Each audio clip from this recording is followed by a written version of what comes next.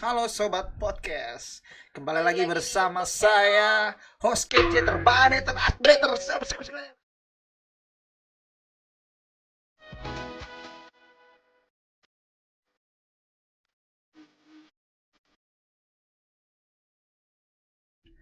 Halo Sobat Podcast dimanapun Anda berada. Kembali lagi bersama YouTube channel Komsos Keuskupan Pangkal Pinang. Hari ini kita kedatangan dua tamu yang sangat istimewa, yakni para diakon. Kita akan membahas tema tentang motivasi ingin menjadi imam. Bersama saya telah hadir dua diakon. Apa kabar diakon? Baik, Romo. Baik, sehat Betul. Romo. Diakon Aven dan juga Diakon Prado. Ya, saya persilakan dulu kepada Diakon Aven untuk memperkenalkan dirinya supaya Sobat Podcast dimanapun berada bisa mengenal sosok yang manis dan tampan ini. Bapak Romo ini bisa saja. Baik, Romo dan teman-teman yang menonton, perkenalkan, nama saya Diakon Aven. Nama lengkapnya Laurentius Novensus. Saya lahir di Riau Silip, ya. Kemudian asal paroki Santo Paulus Kampung Jeruk. Santo Paulus. Mengapa demikian? Jadi saya lahir di Silip. Lalu kemudian kelas 4 SD saya pindah ke Puri, Kebun Sahang, ya, tinggal bersama kakak Cece.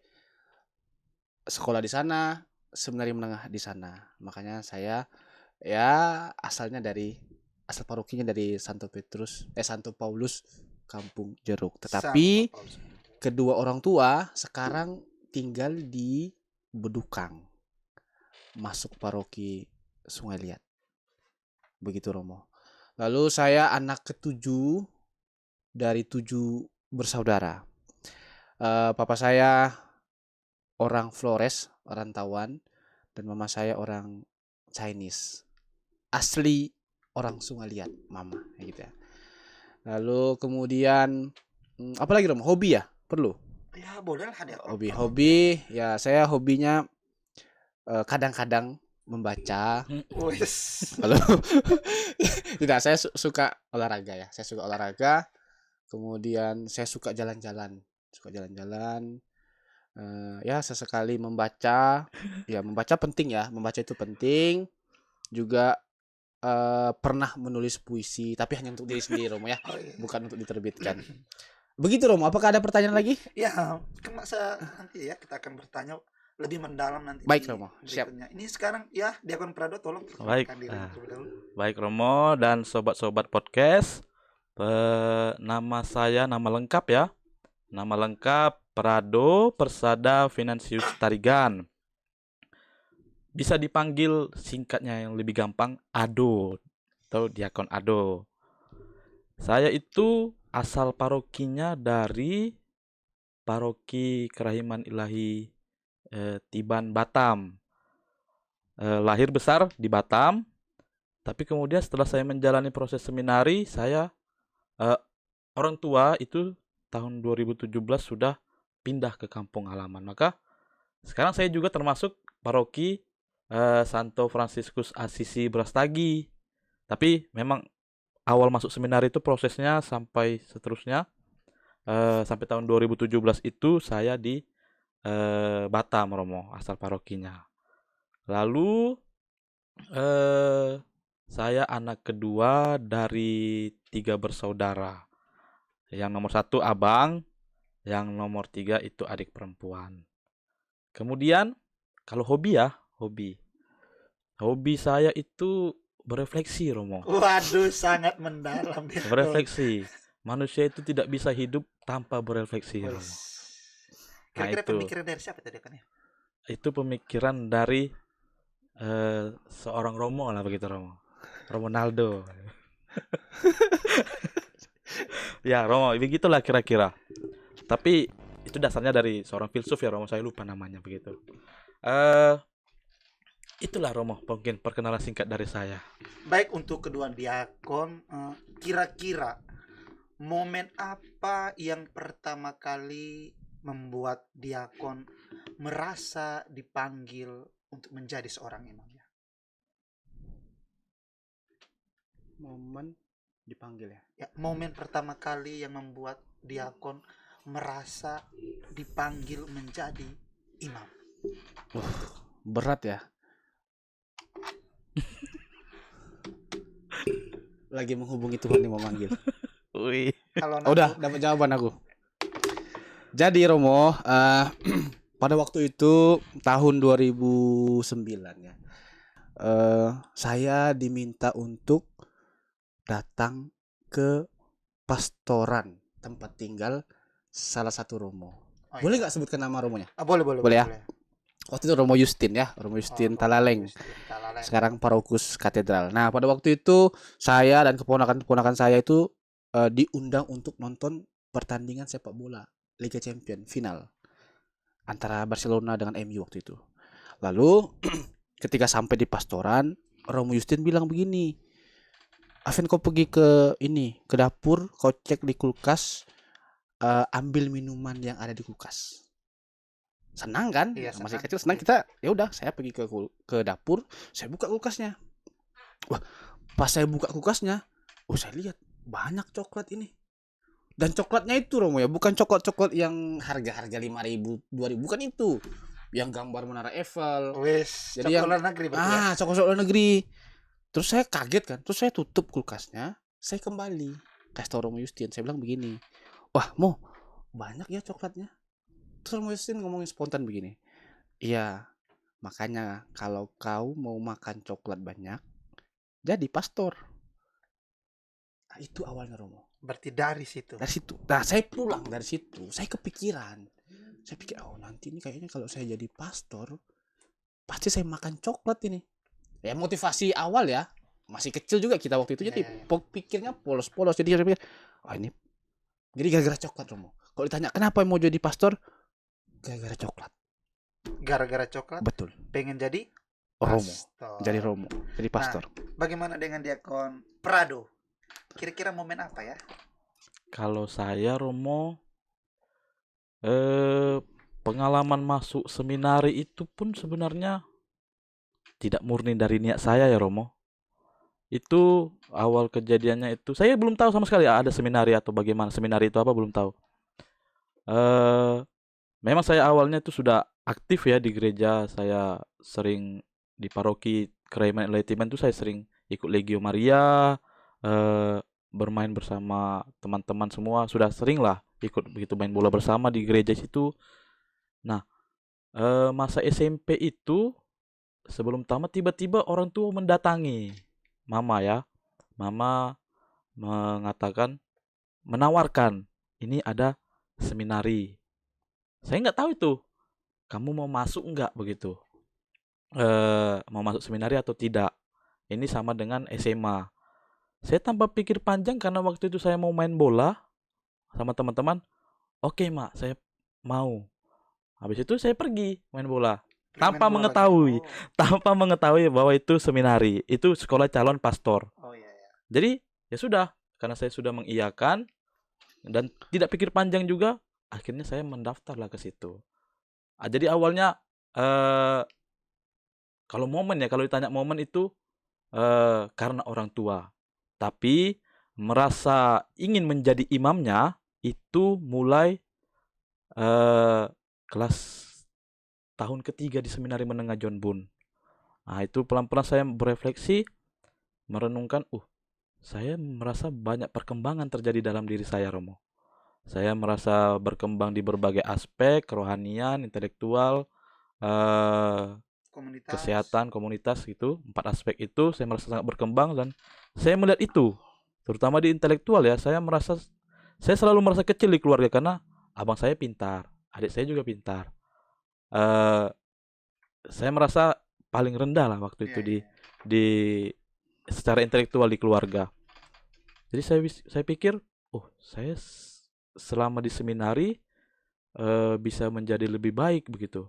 Sementara kalau saya bandingkan kalau saya tidak di seminari, pasti saya kalau masuk SMA di luar sana kerjaan saya main-main, Romo.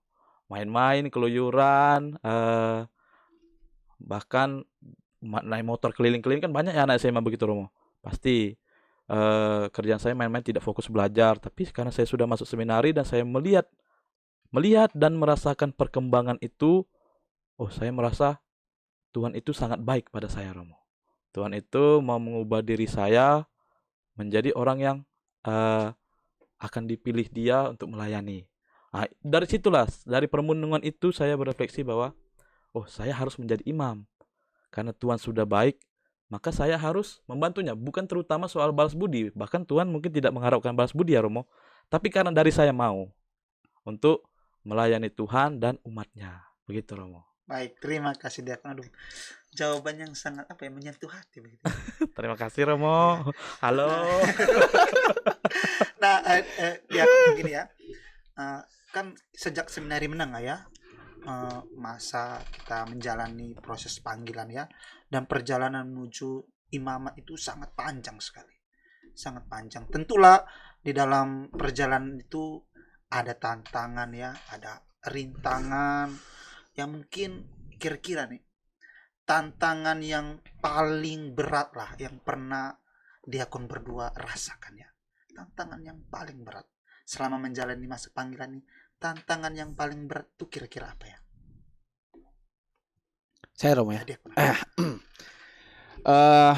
Pertama Romo ya, saya bersyukur ya, kepada Tuhan karena saya merasa bahwa dalam menjalani proses panggilan sejak tahun 2013 ya di seminari menengah sampai saat ini, saya merasa bahwa tidak ada tantangan yang membuat saya itu berpikir untuk keluar dari seminari. Sama sekali tidak ada. Tetapi justru tantangan itu muncul ketika saya hendak masuk seminari. Wah, kira-kira apa tuh ya? Jadi pada tahun 2013 ketika saya mau daftar ke seminari, saya memberitahukan niat saya itu kepada kakak saya, Cece saya yang pertama, karena saya tinggal dengan Cece dan abang ipar. Nah, pada waktu itu mereka tidak memberikan jawaban. Cece saya agak keberatan. Ya, kalau abang ipar saya, dia sangat mendukung, sangat mendukung. Tapi Cece saya keberatan. Tentu ada alasan. Alasannya pada waktu itu adalah pada tahun itu, pada saat itu kami menghadapi dua persoalan keluarga yang menurut saya sangat berat ya. Sangat berat ya, yang dialami oleh kakak perempuan saya yang nomor 5 dan abang laki-laki nomor 6 yang di atas saya. Jadi ada persoalan keluarga yang menurut saya itu memang sangat berat. Nah, sehingga pada waktu itu orang tua dan juga keluarga pada umumnya inti mengatakan, kalau orang Bangka bilang begini, kalau Kak masuk seminari, Kak yakin ndak Kak malu ndak di seminari? Gitu. Kenapa? Karena masalah keluarga kami ini itu diketahui oleh banyak orang. Dan seminari itu kan di Bangka. Seminari menengahnya di Bangka, jadi gitu ya. Jadi kalau misalnya pas aku liburan pulang ke rumah, pasti orang, wih, anaknya seminari. Sementara di dalam keluarganya lagi ada persoalan ini dan itu. Artinya jadi bahan omongan. Nah, itu jadi persoalan atau tantangan itu justru munculnya di awal. Nah, maka ketika saya sudah bisa melewati fase itu, proses itu, ketika seminari menengah sampai seminari tinggi, dengan berbagai tuntutan, aturan, ada 4 aspek ya tadi, yang dibilang tadi ada intelektual, pastoral, kepribadian, ya, kerohanian yang dituntut. Dan saya bersyukur saya bisa melewati itu semua. Untuk saya itu adalah standar paling bawah seseorang ingin menjadi imam. Dan puji Tuhan, saya bersyukur saya bisa melewati itu semua. Gitu. Jadi dalam proses panggilan dari KPP sampai saya tingkat 6 sampai sekarang tidak ada tantangan yang berarti berkaitan dengan itu ya Romo ya. Terima kasih Romo. Nah, terima kasih banyak Diakon. Nah, bagaimana dengan Diakon Prado? Apakah ada tantangan-tantangan yang pernah dihadapi yang mungkin terasa sangat berat? Kalau saya banyak ya Romo ya. Berat ini Romo. Pertanyaan ini menurut saya sangat mengena di saya Romo. Mulai dari seminari menengah sampai di seminari tinggi di Siantar, ada tantangan itu. Mulai dari seminari menengah saya merasa tidak punya tantangan ya Romo. Saya berjalan begitu saja, mulus-mulus saja. Iya, iya, iya. Di seminari menengah itu saya eh, pelan-pelan karena membina diri, merasa ada perubahan itu, mengeksplor banyak hal Romo. Jadi eh, tidak ada rasa bosan di situ di menjalani di seminari menengah itu, dan masih ada rasa main-main juga kan, bersama kawan-kawan juga main-main ini, sama Diakon Aven juga ngomong-ngomong soal Adalah nakal-nakalnya. adalah begitu Nakal-nakalnya Romo, ada ya. nakal-nakalnya begitu. Nah, kalau sudah masuk seminari tinggi ini kan eh saya merasa ya Romo, siklus kehidupannya begitu-begitu saja. Oh. Dan sudah harus serius. Misalnya kita di tahun orientasi rohani harus serius membina kerohanian Romo, dan tidak boleh keluar sama sekali, tidak boleh menggunakan internet, Betul. gadget dan sebagainya, tidak boleh. Ya murnilah di situ di tahun orientasi rohani itu saja kegiatan. Bangun ke kapel, makan, lalu belajar, sorenya berkebun, malam doa lagi, begitu terus siklusnya. Itu saya merasa bosan. Begitu juga di seminari tinggi, sudah harus fokus studi kan Romo. Nah, dan siklusnya begitu-begitu saja, doa begitu-begitu saja, doa, belajar, bekerja, begitu-begitu saja. Saya merasa rasa eksplor diri saya menurun karena rasa bosan tadi Romo. Ya, rasa bosan. Sehingga ya saya mulai tidak disiplin, mulai mengabaikan banyak hal yang seharusnya itu membina diri saya untuk proses menjadi imam ya Romo. Jadi saya sering mengabaikan itu karena rasa bosan. Nah, di tingkat 3 Romo, di tingkat 3 seminari tinggi, tahun ketiga itu, disitulah saya hancur-hancurnya Romo. Itu saya tidak dilantik lektor ya, akolit betul. Romo, bersama beberapa teman. Nah, jadi ada beberapa orang yang tidak diikutkan lantik lektor akolit. Nah, saya termasuk di situ. Dan di situ hanya saya yang dari Keuskupan Pangkal Pinang.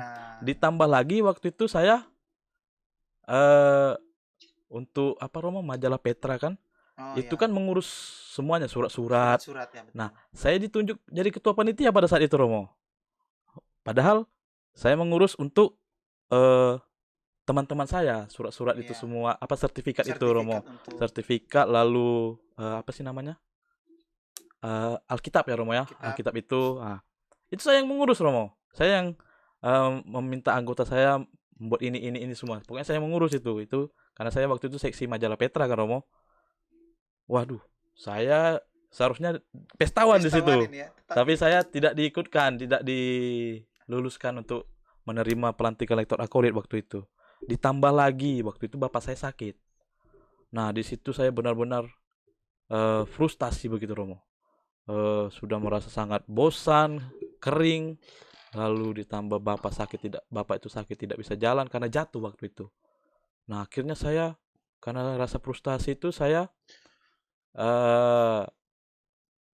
mendatangi Romo moderator Praunio Pangkal Pinang, Romo Ngadiono. Saya minta mengundurkan diri, saya katakan begitu. Iya Romo, saya mengungkapkan itu. Tapi ini yang buat saya kembali kembali menguatkan diri saya Romo. Romo Ngadiono itu mengatakan, coba kau pikir, apakah dengan kau keluar kau bisa membantu keluargamu, bapakmu yang sedang sakit, lalu mama juga kurang sehat juga waktu itu. Apakah kau bisa membantu keluargamu dengan kau mengundurkan diri, hidup di luar? Nah, itu membuat saya terpukul kan Romo. Oh iya juga ya. Jadi saya berefleksi kembali setelah pokoknya intinya Romo Ngadiono itu hanya mengatakan begitu, lalu saya diminta untuk berefleksi kembali, akhirnya saya memutuskan untuk tidak memikirkan itu lagi. Berusaha mengatasi masalah-masalah saya yang telah saya buat sendiri karena rasa bosan dan sebagainya itu menjadi tidak disiplin. Saya merubah diri saya, lalu berdoa untuk orang tua. Yang bisa saya lakukan hanya berdoa untuk orang tua supaya bapak cepat sembuh, lalu mama juga sehat juga dan bisa beraktivitas seperti semula. Ya, itulah Romo, pengalaman yang saya pikir tantangan yang paling berat ya. Pertama itu rasa bosan, lalu pada saat tingkat 3 itu puncaknya saya meminta mengundurkan diri itu. Tantangan dari dalam diri juga. Ya, itu Romo.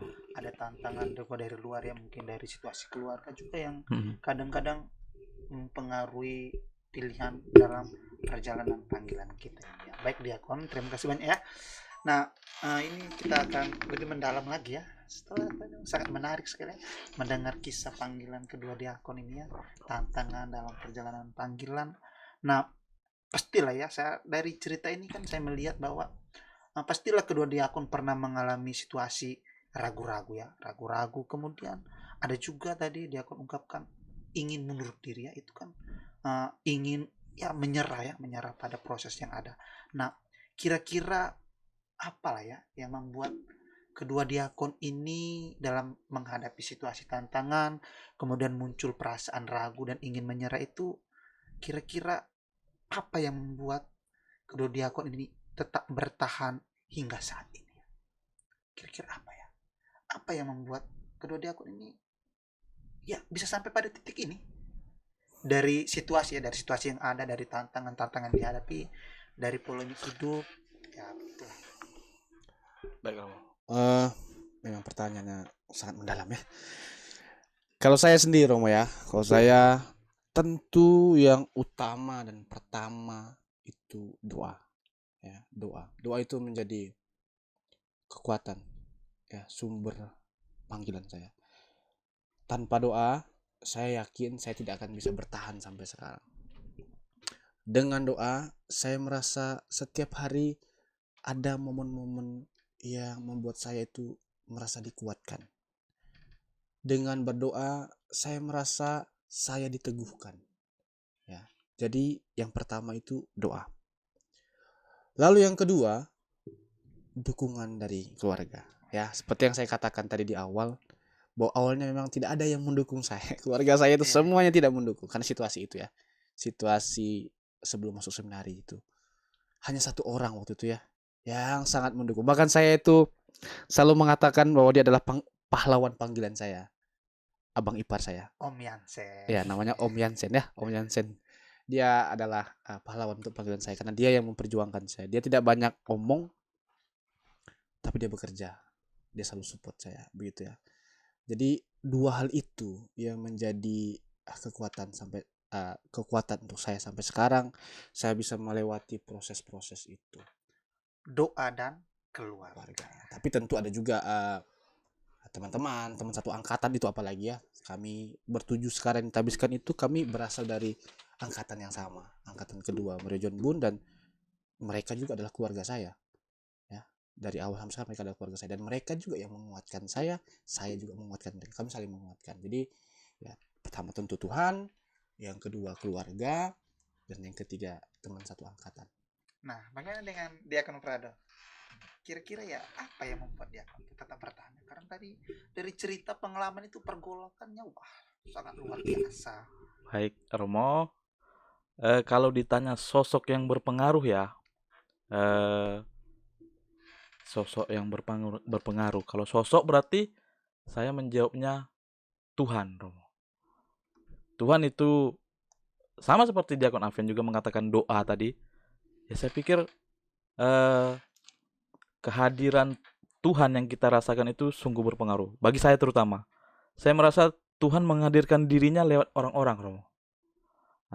Lewat keluarga yang selalu mendukung, lalu lewat satu angkatan saya, terutama yang dari Keuskupan Pangkal Pinang, Diakon Aven, diakon yang lainnya juga, teman-teman yang lain. Lalu dari orang-orang yang saya datangi untuk bimbingan, romo-romo di seminari tinggi. Pokoknya setiap ketika saya mengalami kejatuhan tuh selalu ada saja cara Tuhan membantu saya, menguatkan saya begitu Romo. Nah, jadi jawaban saya pertama Tuhan, lalu orang-orang di sekitar saya Romo. Itu yang selalu menguatkan saya dalam menjalani panggilan Romo. Tapi terutama karena Tuhan Romo. Tuhan menjadi nomor Satu. Betul. Nah, tapi ya tentulah ya, ini jiwa muda ya, Iya, Romo. pernah mengalami fase remaja ya. Betul kan ya? Betul ya Diakon ya? Betul, Romo. Mengalami fase-fase remaja ya. Mungkin ada sosok-sosok lain ya begitu ya, sosok-sosok lain yang di luar lah dari Tuhan, keluarga, teman seperjuangan gitu ya. Apakah ada sosok-sosok lain yang mungkin ya yang juga berperan aktif ya, berperan aktif yang mendukung panggilan dengan caranya, dengan relasi yang dibangun mungkin. Ada pengalaman atau bisa di-share-kan? Diakon Afan, boleh ya?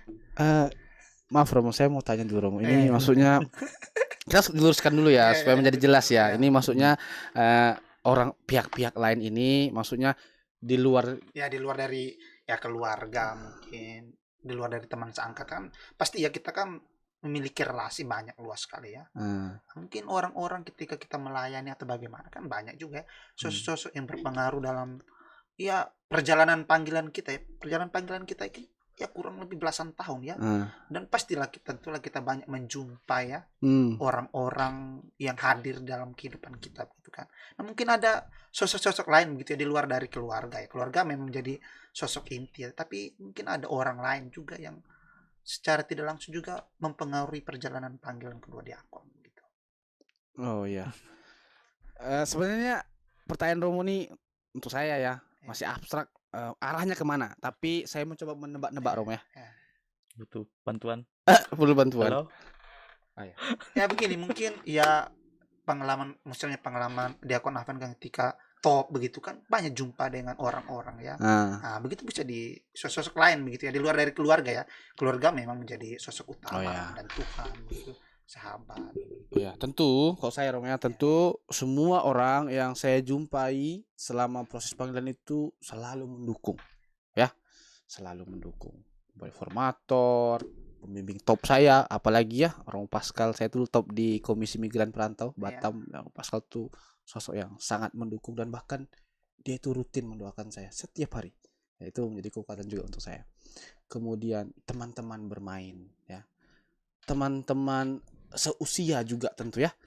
Nah, teman-teman seusia ini ada laki-laki, ada perempuan ya Romo ya. Laki-laki tentu sebagai sahabat, perempuan juga sahabat. Nah, tapi sebagai orang muda seperti yang Romo katakan tadi ya, kami juga secara biologis juga sebagai orang yang normal ya Romo ya.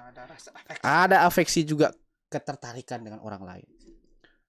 Apakah saya pernah mengalami itu? Tentu Romo, karena saya sebagai laki-laki ya pernah mengalami itu, mengalami fase itu. Tapi saya bersyukur bahwa semua orang, mereka yang pernah saya sukai atau yang menyukai saya, dalam hal ini lawan jenis Romo ya, perempuan, mereka mendukung.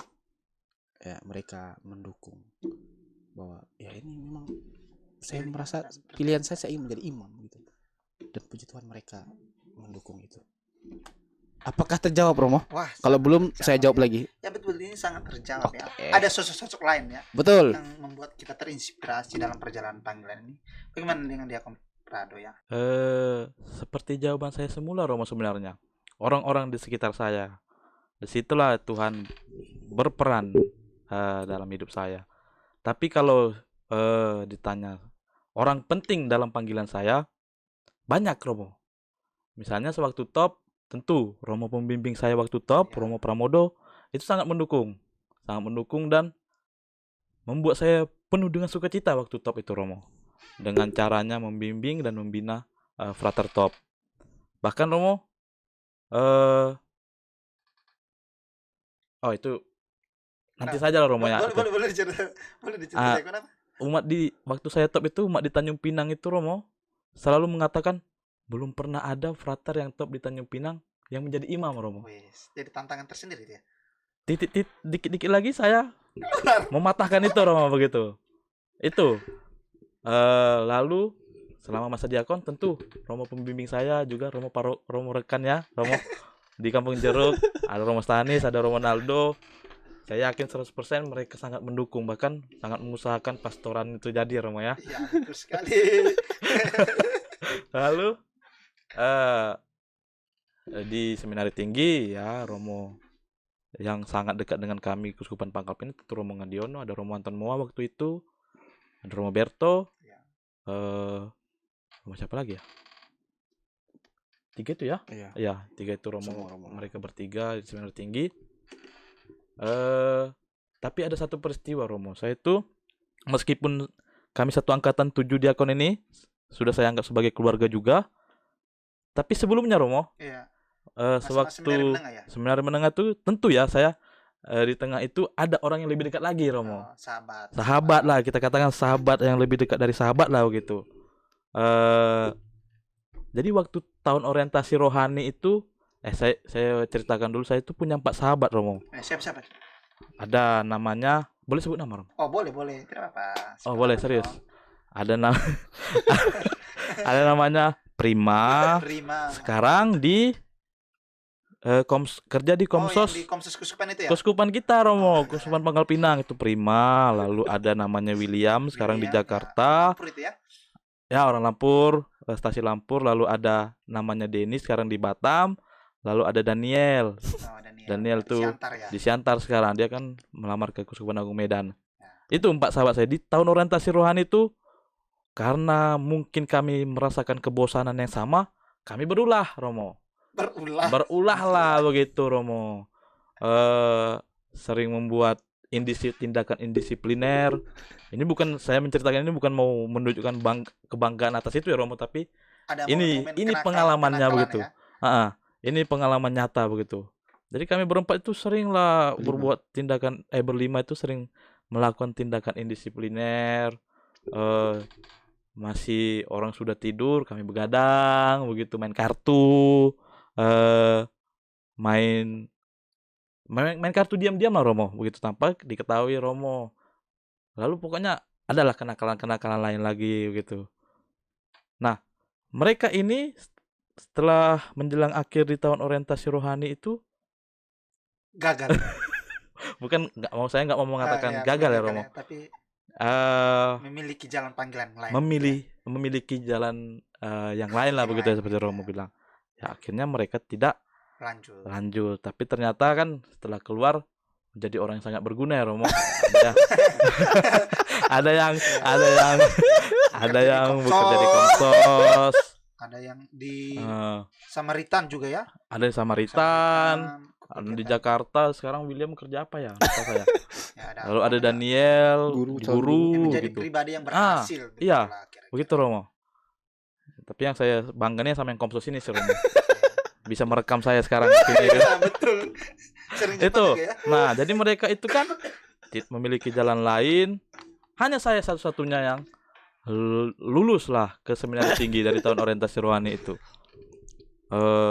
Nah, kira-kira apa yang mau disampaikan? Yang saya mau sampaikan itu, saya itu menanggung harapan mereka menjadi imam.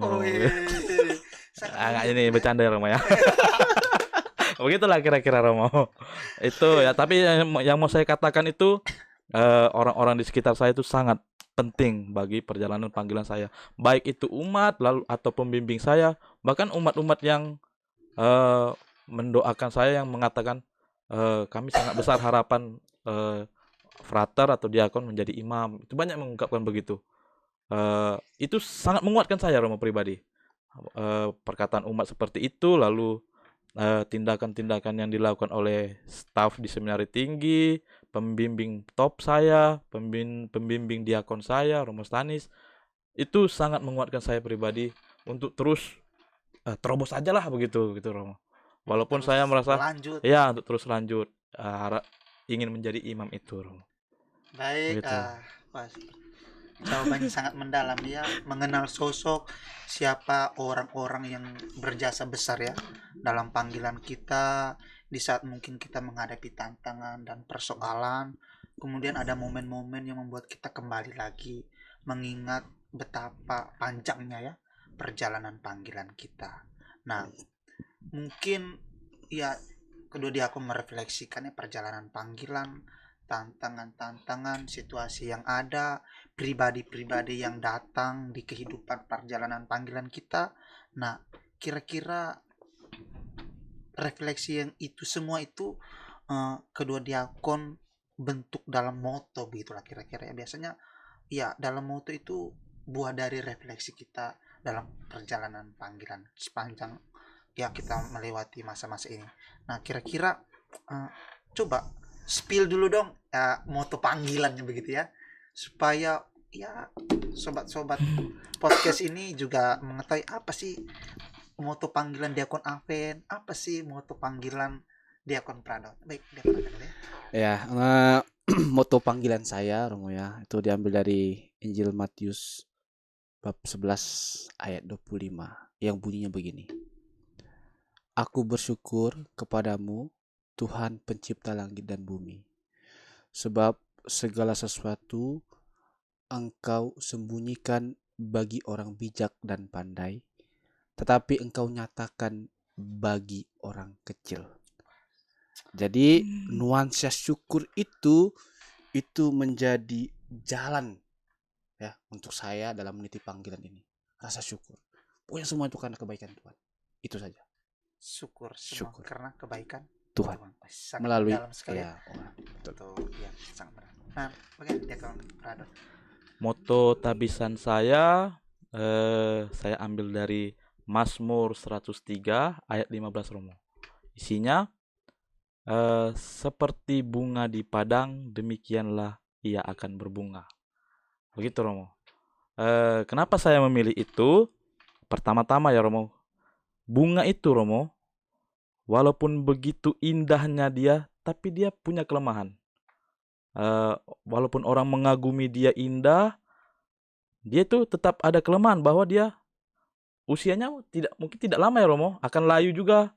Jadi keindahan bunganya itu tidak akan hilang juga begitu. Nah, jadi yang mau saya katakan adalah saya pun punya kelemahan, bahkan banyak Romo. Orang mungkin memandang saya ketika saya sudah ditabiskan nanti menjadi imam, bahkan ketika saya sudah ditabiskan menjadi diakon, orang memandang saya sebagai sosok yang tanda kutip indah tadi ya Romo ya, seperti bunga itu. Ya. Tapi refleksi saya mengatakan saya tetaplah orang yang punya kelemahan, dan satu lagi bunga itu tetaplah milik Tuhan. Maka saya adalah manusia yang lemah, sekaligus juga saya tetaplah milik Tuhan. Walaupun saya ketika ditabiskan nanti orang memandang saya sebagai sosok yang baik, yang karena imam ya, orang memandang imam itu pasti baik. Walaupun saya dipandang begitu dengan keindahan-keindahan itu, saya tetap berusaha merendahkan bukan merendahkan diri ya, tetap berusaha rendah hati bahwa saya punya banyak kelemahan, dan saya itu mau bagaimanapun saya tetap milik Tuhan. Itu mengapa saya memilih moto itu. Mau bagaimanapun saya tetap Milik Tuhan. Tuhan. Nah, kedua diakon, kita masuk pula dalam ya momen-momen terakhir dari podcast kita ini ya. Closing statement dari kedua diakon, saya harapkan perasaan ketika mengetahui akan ditabiskan ya. Ini menjadi closing statement kita. Perasaan ketika mengetahui akan ditabiskan. Apa yang kedua diakon ini rasakannya ketika wah, saya akan ditabiskan. Baik dari diakon. perasaan ketika mengetahui saya akan ditabiskan. Yang pertama tentu syukur ya. Sekali lagi saya itu syukur itu selalu menjadi bingkai sekaligus jalan dalam ritme panggilan saya ya. Syukur. Saya bersyukur karena apalah awak nih kan. Apalah awak nih. Gak usah bangka ya. Siapa lah aku nih gitu kan. Siapa lah Ika? Siapa lah Ika gitu kan. Tapi Tuhan mau memilih ya, mau menabiskan melalui Bapak Uskup untuk menjadi imam yang bekerja di ladangnya. Jadi pertama syukur. Selain bersyukur, ada satu perasaan di baliknya. eh tidak persis takut ya, tapi cuman begini. Saya bingung juga mau menggambarkannya, tapi begini. Ketika menjadi imam, saya tahu bahwa pertama, imamat itu satu untuk selama-lamanya. Setelah menjadi imam, saya tidak lagi fokus dengan diri saya, tapi melayani umat. Nah, jadi pertanyaan untuk saya sanggup nggak? Mampu nggak? Nah, gitu ya. Itu apa namanya? Kecemasan ya. Perasaan tertantang atau Ya, bagaimana? betul ya. Tapi saya ambil positifnya, betul. Iya. Sepertinya itu tantangan juga untuk saya. Saya merasa tertantang bahwa menjadi imam itu berarti saya menjadi pelayan. Saya berani meninggalkan zona nyaman untuk melayani umat yang dipercayakan Tuhan kepada saya. Istilah kerennya duk in altum. Duk in Untuk altum. in altum ya. Jadi itu Romo. Tolak lebih dalam. Betul. Jadi kalau ditanya perasaan yang sangat dominan ketika mengetahui itu, tentu bersyukur ya. Bersyukur akan semua hal yang saya alami, yang saya jalani semuanya. Itu kan Tuhan. Tuhan baik. Tapi satu sisi saya merasa tertantang. Ya, saya merasa tertantang. Ya itu untuk mengatasi rasa-rasa ketakutan, kecemasan itu tadi. Bahwa setelah menjadi imam, saya menjadi imam untuk semua orang tanpa memandang kelas-kelas sosial, status sosial, dan saya harus bisa memberikan diri saya untuk banyak orang. Gitu. Grit and kucok. Sangat mendalam itu ya. Mendalam Romo. Memang closing statement dari Diakon Aven itu sangat mendalam. Bersyukur dan merasa tertantang ya. Nah, kira-kira dari Diakon Prado perasaan ketika mengetahui akan ditabiskan. Saya ketika saya mendapat surat dari Bapak Uskup ya Romo, Ya, betul. surat balasan itu atas permohonan saya ingin ditabiskan. Ketika saya membaca bahwa saya disuruh mempersiapkan diri untuk tabisan, itu saya sangat bersukacita sebenarnya Romo. Bersukacita. Saya bersukacita, ya bersyukur juga, sangat bersyukur bahkan bahwa saya pikir saya yang lemah ini bisa juga akhirnya begitu mencapai titik yang bertahun-tahun dijalani untuk menjadi imam itu titik itu akhirnya bisa juga ternyata. Nah, jadi saya bersyukur dan bersukacita, tapi saya juga merasa kegelisahan sebenarnya Romo. Kok ada kegelisahan? Ada kegelisahannya Romo. Karena itu bukan selesai sampai di situ ya Romo, menjadi imam itu bukan selesai pada saat tabisan itu, tapi itu baru mulai sebenarnya Ya, Romo. awal yang baru lah. Awal yang baru. Yang saya gelisahkan ini ketika saya menjadi imam nanti, apakah saya bisa menjadi sosok gembala yang baik begitu Romo, menjadi imam yang sungguh-sungguh melayani umat. Apakah saya mampu? Itu yang saya gelisahkan sampai sekarang Romo, masih sampai sekarang saya gelisahkan itu. Wah, sebentar lagi saya akan tabisan ini. Apakah ketika sudah menjadi imam nanti saya mampu menjalani imamat itu dengan baik? Itu Romo yang saya rasakan. Baik, kedua diakon, terima kasih banyak untuk kebersamaan kita. Mungkin dari Diakon Aven satu kalimat ya untuk sobat podcast dimanapun mereka berada, terutama orang-orang muda ya. Satu kalimat yang menginspirasi, yang memberi harapan baru. Hidup ini seperti roda yang berputar. Ya. Gilas. Ada saatnya kita di atas, ada saatnya di bawah. Yang paling penting adalah bersyukur. Dan Diakon Prado, coba satu kalimat untuk sobat podcast dimanapun mereka berada, terutama kaum muda. Baik, untuk sobat-sobat podcast, terutama kaum muda ya, yang mau saya katakan adalah semua manusia itu punya kelemahan, tapi jangan takut, Tuhan ada di belakangmu. Sangat mendalam. Baik sobat podcast dimanapun Anda berada, inilah momen kami bertiga, saya Romanaldo dan kedua Diakon Aven dan Diakon Prado, dalam menyelesaikan sesi podcast kami hari ini dengan tema motivasi ingin jadi imam. Check it out. Selamat berjumpa di lain kesempatan.